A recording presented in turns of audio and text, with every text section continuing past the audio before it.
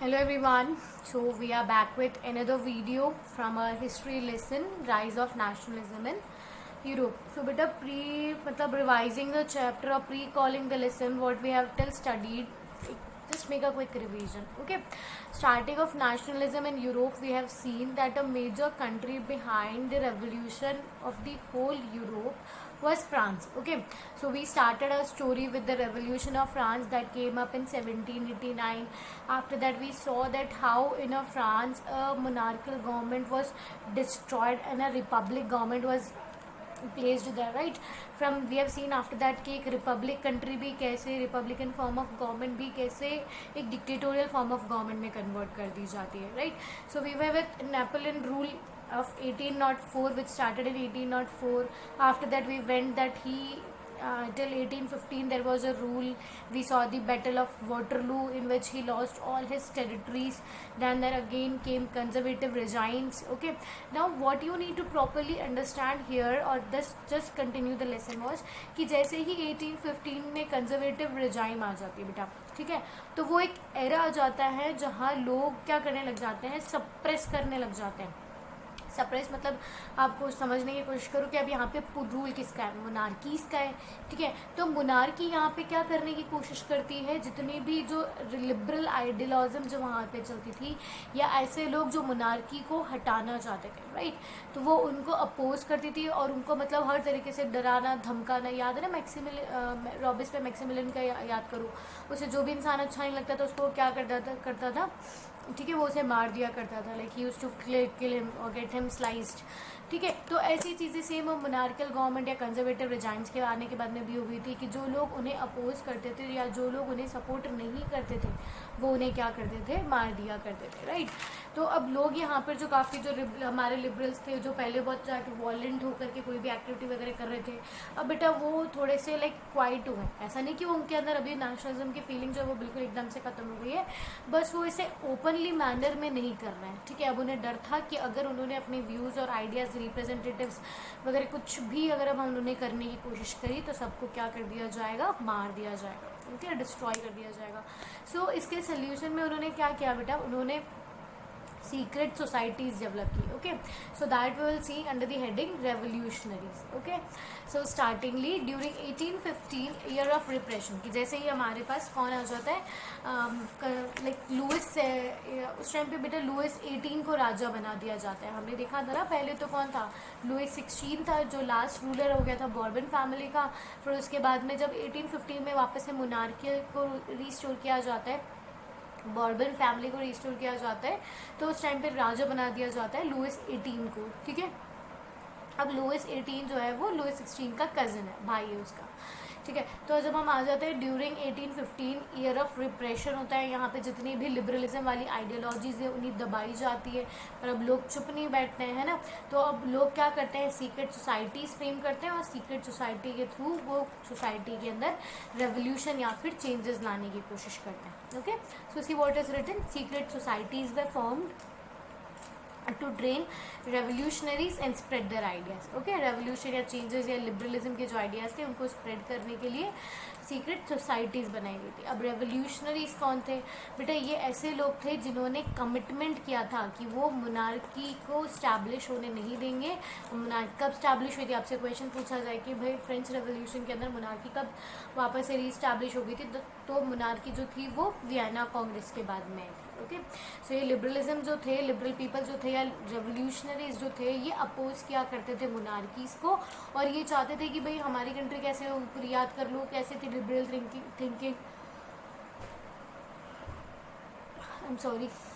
सो वो मतलब उन लोगों की कैसे थिंकिंग थी कि वो मतलब चाहते थे कि कंट्री के अंदर फ्रीडम रहे, उन्हें इक्वल अपॉर्चुनिटीज़ मिले, गवर्नमेंट बाय कंसेंट हो.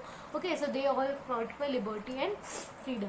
क्लियर. रेवोल्यूशनरीज कहाँ से टॉपिक आ गया कि भाई 1815 के बाद में जैसे ही मोनार्कल फॉर्म ऑफ गवर्नमेंट आती है तो लोग यहाँ पर चुप नहीं होते हैं, वो अपने अभी भी जो नेशनलिज्म या स्ट्रगल वाला पीरियड होता है. अब जैसे इसको नॉर्मली समझने के लिए आप इंडिया रेफरेंस में भी समझ सकते हो कि इंडिया में भी क्या था, ब्रिटिशर्स हमारे कॉलोन्स थे, उन्होंने इंडिया में भी जो लाइक जो रेवोल्यूशनरीज आए थे, जो क्रांति लोग जो आए थे, है ना, उनको मार करके डरा करके उन्हें भी चुप करवाने की कोशिश की थी. बहुत सारे उन्होंने, याद करो, अमृतसर वगैरह के कांड हुए, हुए हैं, जलियांवाला बाग का हुआ, वही हमने कहा चौरा चौरी, जहाँ बहुत सारे लोगों को मार दिया जाता है ना। तो वो सब क्यों होता है? ताकि जो लोग उनके अगेंस्ट आवाज़ उठा रहे थे उनकी आवाज़ को दबाने के लिए। तो सेम चीज़ यहाँ पर भी हुई।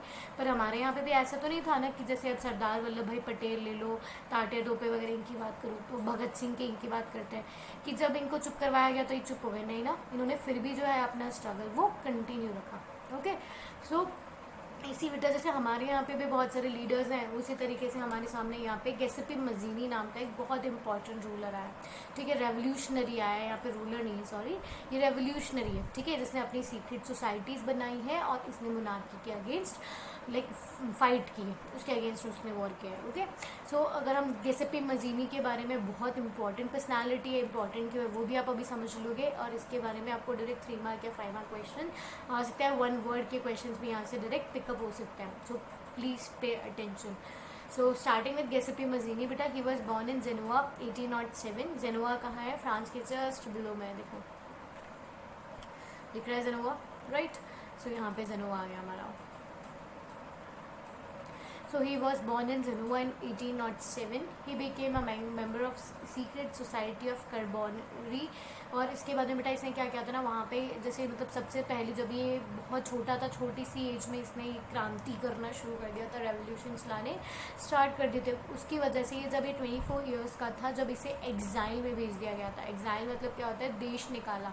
देश निकाला मतलब समझते हो कि आप you are not allowed to enter into the country boundaries. Okay, तो इनको जैसे इनको देश निकाले का दे दिया था 1831 में, क्योंकि इन्होंने क्या कर दिया था, लिगोरिया के अंदर इन्होंने रेवोल्यूशन ले आए थे। So that means you need to understand that Giuseppe Mazzini was the like revolutionary और फ्रीडम फाइटर, वो हम उन्हें समझ सकते हैं, ठीक है। और उन्होंने काफ़ी ज़्यादा मतलब इनकी इंपॉर्टेंट पर्सनालिटी से आप समझो कि इनसे लोग घबरा करके इनको, इन्होंने मतलब जो मोनार्कीज थी उनको लगा कि अगर ये अब कंट्री में रहेंगे तो he will bring more disaster और मोर रेवोल्यूशंस, ठीक है। तो इसलिए इन्हें क्या कर दिया गया? एग्जाइल में भेज दिया गया। Okay, so he formed in 2 important secret societies. बहुत इंपॉर्टेंट क्वेश्चन 1 वर्ड के अंदर आएगा ये। इन्होंने 2 सीक्रेट सोसाइटीज़ बनाई थी, यंग इटली मर्सिलीज में और फिर यंग यूरोप बेरन में। अब मर्सिलीज तो मैं याद करूँ कहाँ पढ़ा था हम लोगों ने? फ्रेंच रेवोल्यूशन में पढ़ा था। दैट मीन्स ये कहाँ पर है? फ्रांस में है। और बेरन कहाँ पे है? बेरन है हमारा स्विट्ज़रलैंड में। ओके, सो इन्होंने 2 बहुत इंपॉर्टेंट सीक्रेट सोसाइटीज़ बनाई थी, Young Italy Marseilles and young Europe and Bern. और यंग यूरोप वाली जो पिक्चर है देखो, वो हम यहाँ पे भी हमें देख लेंगे। आप अगर अपने NCERT खोल के देखते हो तो उसमें पेज नंबर 12 पे, ठीक है, ये पिक्चर आपको बना हुआ है, वहाँ पे लिखा हुआ है बहुत clearly, Giuseppe Mazzini and the founding Young Europe and Bern in 1833। Okay, ये पिक्चर्स मतलब इन्होंने वहाँ पे फाउंडेशन फॉर्म को देखो यहाँ साइन कर रहे हैं, और ये गैसिपी मजीनी यहाँ बैठे हुए हैं, सॉरी, ठीक है। ये फाउंडेशन फॉर्म को मतलब यंग यूरोप, इन्होंने जो फाउंडेशन बनाई उस कमेटी को पेपर को साइन कर रहे हैं, और गैसिपी मजीनी जो है वो यहाँ पर बैठे हुए हैं। ओके, सो हम लोग अब इनके बारे में बेटा अगर हम और पढ़ने की कोशिश करें ना, मतलब इतना और इनके बारे में समझें तो मतलब इन्हें बोला जाता है soul of Italy. Soul of Italy मतलब कि जब हम देखेंगे, अगर हम आगे जो कंट्रीज़ पढ़ने वाले हैं उनका यूनिफिकेशन पढ़ने वाले हैं, इसको अब आप ऐसे समझने की कोशिश करो बेटा। अब इटली जो था ना पहले, मतलब like for example this is Italy, okay, तो ये भी है ना अलग अलग रूलर्स के अंदर आता था। मतलब ये पूरा इटली है, एक किंगडम किसी और का रूल है, एक किंगडम पे एक पार्ट पे किसी और किंगडम का रूल है, एक पार्ट पे किसी और किंगडम का रूल है, ठीक है। तो ये इन्होंने पूरा क्या किया था, इन सभी रूलर्स को हटाया था, ठीक है, इन सभी रूलर्स को हटाया था और पूरा एक अकेला इटली बनाया था, मतलब यूनिफिकेशन ऑफ इटली। इटली के जो ब्रोकन पार्ट्स थे उसको ज्वाइन करवाया था। दैट इज़ वाई सबसे मैसिव रोल इनका वहाँ पे माना जाता है। That is why he is known as soul of Italy. Okay, और इनसे घबरा करके मेटरनिच ने इनको बोला था कि ये मतलब हमारा सबसे खतरनाक दुश्मन है हमारे सोशल ऑर्डर का। अब मेटरनिच कौन था, उससे उनका सोशल ऑर्डर भी तुम्हें समझ आ जाएगा। याद करो, हम लोगों ने जब वियना कांग्रेस पढ़ा था तो वियना कांग्रेस किसने होस्ट करी थी? ड्यूक मेटरनिच, जो ऑस्ट्रिया का चांसलर था, राइट। तो याद समझ में आ गया मेटरनिच कौन थे? वो ऑस्ट्रिया के राजा थे, है ना। तो उन्होंने क्या बोला, चांसलर थे वो वहाँ के, तो मेटरनिच ने क्या बोला कि हमारे लिए सबसे बड़ा सबसे खतरनाक दुश्मन हमारे लिए कौन है? गैसिपी मजीनी है। दैट मीन्स आप गैसिपी से वो कितना डरते थे, गैसिपी के कितना काम किया, गैसिपी का कितना खौफ था वहाँ पे, वो इस लाइन से तुम्हें समझ में आ गई है, राइट। गैसिपी ये सो मानते थे बेटा, गैसिपी का ये मानना था कि God has intended nations to be natural units of mankind. मतलब ये जैसे किंगडम्स के अकॉर्डिंग जो ये डिवाइडेड है ना, वैसा रूल नहीं होगा, ये सब नेचुरल डिवीजन होंगे। मतलब अगर यहाँ के लोग जो है वो अगर एक साथ रहना चाहते हैं तो भाई वो एक साथ रहेंगे, for you to rule upon them. These all things were believed by the Giuseppe Mazzini. So starting if we sum up about like हम लोग अभी आज का टॉपिक हम पढ़ रहे हैं रेवोल्यूशंस. तो रेवोल्यूशंस बेटा बेसिकली रेवोल्यूशनरीज कौन है जिन्होंने सोसाइटी में रेवोल्यूशंस लाने की कोशिश करी है even after the conservative regime of 1815. Okay, उसके बाद में रेवोल्यूशनरीज आते हैं. तो रेवोल्यूशनरीज क्या करते हैं, अपनी सीक्रेट सोसाइटीज़ बनाते हैं, ठीक है, और उसके बाद में वो स्ट्रगल करते हैं.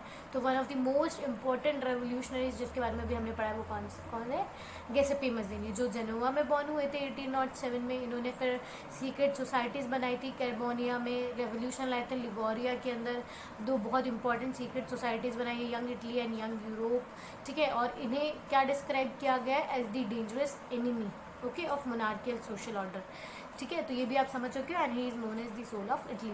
सो that will compromise you all of the, मतलब अगर 5 मार्क्स तक में भी आपसे एक्सटेंड पूछा जाता है तो आप इसको बहुत अच्छे से आप समझा सकते हैं, राइट. ये पिक्चर के बारे में भी हम पेज नंबर 12 की जो पिक्चर है उसके बारे में भी हम समझ चुके हैं. ओके, सो बेटा अब क्या था, जैसे मैंने अब हमेशा ये चीज़ समझना कि एक हमेशा क्या होता है ना कि कोई एक लीडर बाहर निकलता है तो उसको सपोर्ट करने वाले बहुत सारे फॉलोअर्स बाहर आ जाते हैं. ओके, तो जैसे ही यहाँ पे बेटा गिउसेप्पे मज़्ज़ीनी नाम का एक रेवोल्यूशनरी आया, उसने जैसे लोगों को बताने की और समझाने की अपनी आइडियोलॉजीज लोगों के दिमाग में उसने डाली कि भाई हम क्यों इन मोनार्कीज़ के कंट्रोल में रहें. ओके, सो अब यही चीज़ क्या थी बेटा, जो 1830 से लेकर के 1848 वाले, मतलब यहाँ पे बहुत सारे रेवोल्यूशनरीज आ जाते हैं. इसीलिए इसको क्या बोला जाता है, एज ऑफ रेवोल्यूशन. जहाँ एज ऑफ रेवोल्यूशन मतलब आप समझोगे कि अगर अब यहाँ पे हम अलग अलग कंट्रीज़ पढ़ने वाले कि भाई उन कंट्रीज़ में कैसे कैसे रेवोल्यूशन आना स्टार्ट हो गया था. Okay, so the first uphill disorder वो केम अप इन फ्रांस. हमेशा ये चीज़ ध्यान रख लेना है कि अगर फ्रीडम की बात हुई पूरे यूरोप में, अगर सबसे पहले कहीं पे भी फ्रीडम स्ट्रगल होता है तो that will always start from the France. तो यहाँ पर भी वही हुआ, ठीक है. जब रेवोल्यूशनरीज आ गए, उन्होंने अपनी जब सीक्रेट सोसाइटीज़ बनाई, याद करो मैंने बताया था जस्ट अभी हमने पढ़ा था यंग इटली, वो कहाँ पे बना था, मर्सिलीज में, फ्रांस में बनाया. ओके, तो मतलब यहाँ पे भी जो मोनार्की को डिसऑर्डर किया गया होगा, उन्हें अब फिर उन्हें निकाल के फेंका होगा, तो सबसे पहले वो कहाँ पे हुआ, फ्रांस में, जुलाई 1830 में. ओके, मैंने अभी बताया था कि वहाँ पे राजा उस टाइम पे किसे रिस्टोर कर दिया गया, मतलब वहाँ पे बॉर्बन डायनेस्टी को रिस्टोर किया था, लुइस 18 को राजा बनाया था. तो बेटा इन्होंने क्या किया है, जैसे रेवोल्यूशनरीज वहाँ पे आते हैं तो इन्होंने एब्सोल्यूट मोनार्की को कन्वर्ट कर दिया था, बदल दिया था कॉन्स्टिट्यूशनल मोनार्कीज़ में. अब समझने की कोशिश करो कि एब्सोल्यूट मोनार्कीज़ और कॉन्स्टिट्यूशनल मोनार्कीज़ में क्या अंतर होता है. ओके, तो एब्सोल्यूट मोनार्कीज जो होती है वो उनके ऊपर सारी पावर्स जो होती है वो सिंगल एक ही पर्सन एंजॉय करता है और वो किसी की नहीं सुनता, मतलब like there is no control over the powers of the ruler in absolute monarchy. Okay, वो जो उसकी मर्जी, जो उसे पसंद है वो वैसे ही काम करने वाला है. So but when we are talking about constitution monarchy, that means यहाँ पे जो मोनार्क है, जो रूलर है, वो कॉन्स्टिट्यूशन के रूल्स को ध्यान रखते हुए कोई भी काम या कोई भी बिजनेस अंडरटेक कर रहा है. ओके, तो यहाँ समझ में आया. तो इसीलिए लोगों ने क्या किया भाई कि अब तुम्हें मोनार्की रखनी है तो तुम मोनार्की रखो, पर वो मोनार्की भी अब कैसी होगी, कॉन्स्टिट्यूशन मोनार्की होगी. समझ में आ गया. तो कॉन्स्टिट्यूशन मोनार्की के अंदर किसे राजा बना दिया गया था, लुइस फिलिपी. मतलब आप एक तरह का मान सकते हो कि एक पपेट एम्परर हो गया. ओके, केवल दिखावे का ये एम्परर है, क्योंकि बाकी जो सारे रूल्स और रेगुलेशंस बनेंगे वो किसके बिहाफ पे, किसको ध्यान रखते हुए बनेंगे, कॉन्स्टिट्यूशन के बिहाफ पे. ओके, तो अब बेटा मैंने हमेशा बताया है कि हमेशा क्या होता है ना कि एक नेशनलिज्म फीलिंग वाली, मतलब कहीं पर एक जगह जो है वो विद्रोह छिड़ाए, वहाँ पर रेवोल्यूशन आए, तो उसके आसपास वाली कंट्रीज़ भी उसको देख करके क्या होगी, मतलब स्टार्टिंग से अगर हम नेपोलियन की बात करें तब से लोगों ने क्या किया है, फ्रांस की आइडियोलॉजीज़ या फ्रांस में जो रेवोल्यूशनरी एक्ट हो रहे थे उनको वेलकम किया है, राइट. तो उसी को देख करके बेल्जियम भी इंडिपेंडेंट गेन कर लेती है.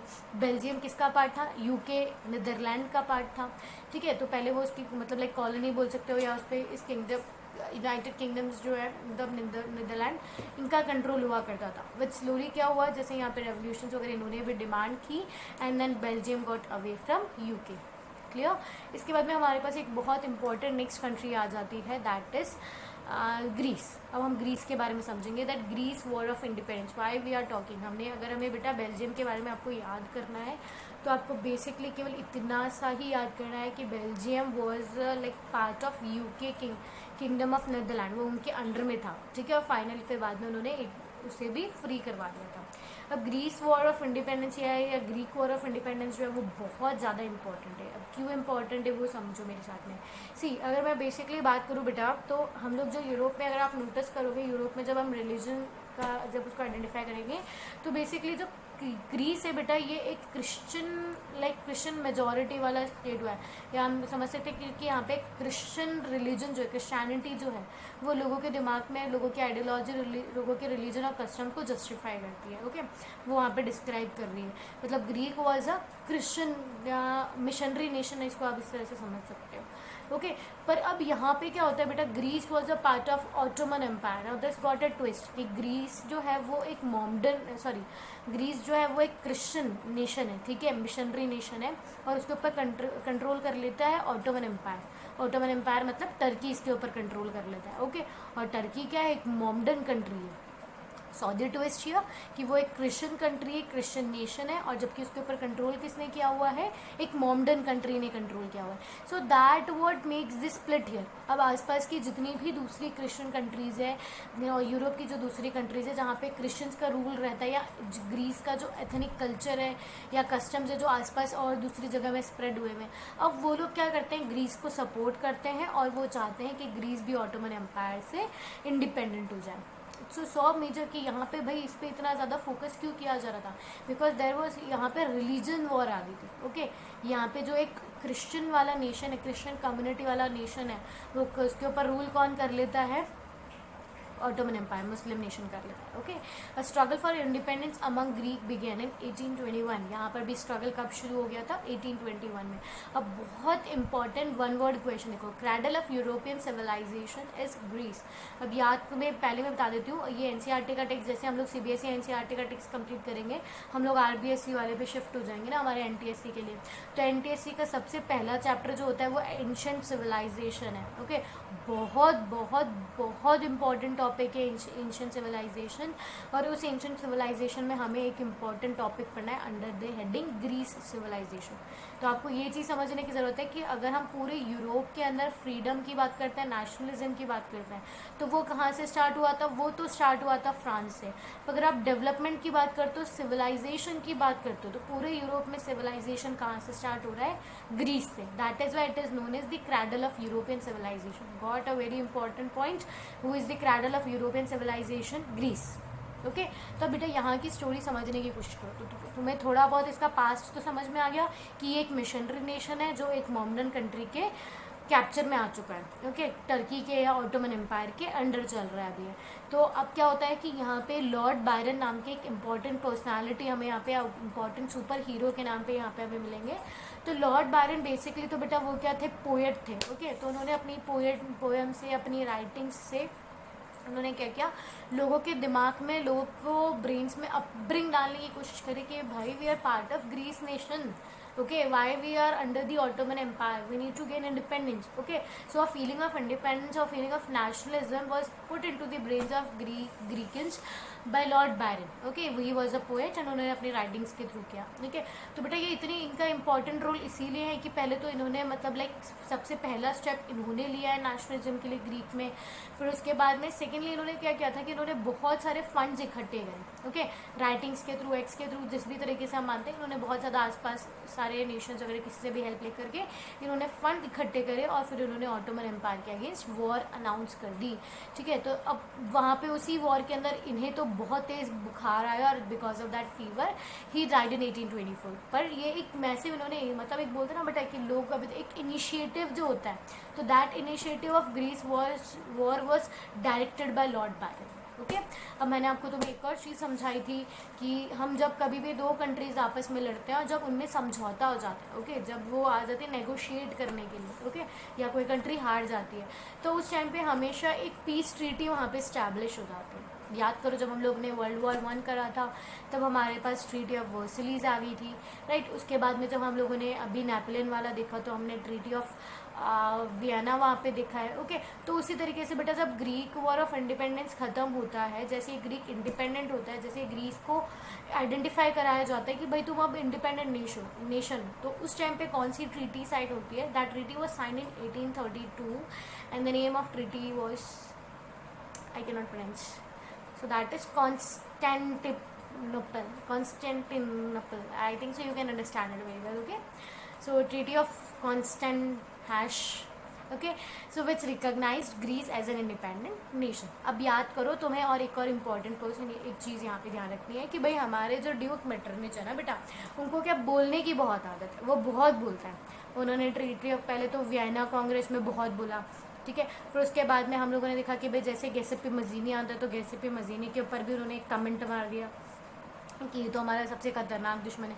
तो अब उन्होंने जो ये फ्रांस को देख करके सारी कंट्रीज़ में रेवोल्यूशन की तरफ मूव कर रही थी, तो यहाँ पे भी ऑफ कोर्स वो कुछ ना कुछ कमेंट मारेंगे राइट. तो उन्होंने नेक्स्ट यहाँ पे वापस इंपॉर्टेंट कमेंट उन्होंने यहाँ पे दिया है कि when France sneezes the rest of the Europe catches cold. That means कि जैसे ही फ्रांस में कोई एक्टिविटी होती है या रेवोल्यूशन होता है या कुछ भी लाइक उन्होंने वहाँ पे सोचा होता है, ठीक है, तो उसका इफेक्ट जो है वो पूरे यूरोप में देखने को मिलता है. Okay, that was the basic thing that he wanted to say from this. So this is again where I have quoted these lines because it can come into a one word question for you कि भाई ये sentence जो है, ये line जो है वो किसने बोली. Okay, या फिर ऐसे fill in the forms में भी दे सकते हैं कि when which country like sneezes and the rest of the effect is seen in the whole Europe. So that is with the France. I think so it is clear to you. Okay, so time to reevaluate. So we will, for today's reevaluation or re-explanation or revision, we will have a timeline chart. Okay, so what we have for timeline is कि अभी तक हमने जितना भी chapter पढ़ा है उसको एक बार वापस से ब्रीफ कर लेते हैं. सो स्टार्टिंगली आपको क्या याद करना है, फ्रेंच रेवोल्यूशन दैट इज 1789. यहाँ पे वापस याद करो monarchy to republican, republican to Napoleon Bonaparte. Okay, so Napoleon Bonaparte का रूल आ जाता है कब, 1804 में. 1804 से लेकर के भाई साहब बहुत आराम से इंजॉय कर रहे हैं, मस्ती से 1815 तक वो 1815 तक वो काम करते हैं. ओके, फिर फाइनली 1815 में क्या होता है, बैटल ऑफ वाटरलू हो जाता है. बैटल ऑफ वाटरलू की भी मैंने आपको लोकेशन बताई दी थी, नीदरलैंड बेल्जियम वाला जो एरिया था अपना. ओके, फिर यहाँ पे जो रूल है वो किसका आ जाता है, कंजर्वेटिव्स का रूल आ जाता है. कब याद करो जो बैटल ऑफ वाटरलू हुई थी वो किस किस के बीच में हुई थी, नेपोलियन वर्सेस प्रेब, राइट. ये भी मैं आपको समझा चुकी हूँ. प्रेब में कौन कौन सी कंट्री थी याद करो, P for Prussia, R for Russia, A for Austria and B for Britain. Okay, फिर उसके बाद में कंजर्वेटिव रिजाइम्स आती है, मोनार्की को रिस्टोर कर दिया जाता है, बर्बन डायनेस्टी वापस से रूल में आ जाती है, रिप्रेशन पीरियड आ गया and that goes from 1815 to 1830. फिर उसके बाद में हम देखते हैं कि भाई अब ये लोग जो हैं वो अभी भी चुप नहीं बैठे हैं, लोगों को अपनी पावर्स जो थी वो वापस से याद आ गई है कि भाई हम ही लोग थे जिन्होंने पहली वाली मोनार्की को हटाया था, तब तू कौन सी चीज़ है. Okay, so that thing comes again into their brain. That means what is being started here, revolutionaries come up. Okay, and that revolutionaries work and like they work for independence of various countries in Europe from 1830 to 1848. So we have till studied up until the situation of 1848. इसके आगे की जो further countries है वो हम आगे समझ लेंगे. तो फ्रांस की स्टोरी हमें कंप्लीट है, बेल्जियम में हमें कंप्लीट है, उसको भी हम कंप्लीट मानेंगे क्योंकि हमें चाहे एक लाइन याद करनी है, याद तो करनी पड़ेगी ना. So that is also complete. फिर उसके बाद में हमारे पास आ जाता है ग्रीस. तो ये तीनों चैप्टर्स की चैप्टर्स नहीं, तीनों कंट्रीज़ की स्टोरीज हमें बहुत अच्छे से पता है. ओके, और एक और वन मार्क डेफिनेशन में तुमसे पूछा जाता है कि भाई रेवोल्यूशनरीज कौन थे. ठीक है, तो रेवोल्यूशनरीज तो ऐसे पीपल थे, मैंने बताया था ना, जिन्होंने कमिटमेंट किया है कि भाई वो मोनार्की को आग लगा करके ही रहेंगे, है ना. तो रेवोल्यूशनरीज जो थे बेटा, इसमें एक और इम्पॉर्टेंट लाइन ऐड कर सकते हो आप लोग कि रेवोल्यूशंस जो थे वो लीड किए जाते थे बाय लिबरल नेशनलिस्ट. ठीक है, जो कौन से क्लास से थे, मिडिल क्लास से. लिंक हो गया ना पूरा चैप्टर पीछे से, मैंने अभी मिडिल क्लास के बारे में पहले बता दिया था कि मिडिल क्लास वो लिबरल पीपल थे जो सोसाइटी में चेंजेस लाना चाहते थे, who wanted government by consent, who wanted freedom of views and opinions, equality for all, right. So these were the middle class allied professors, teachers and clerks. Got it? So that's it for today. Thank you everyone.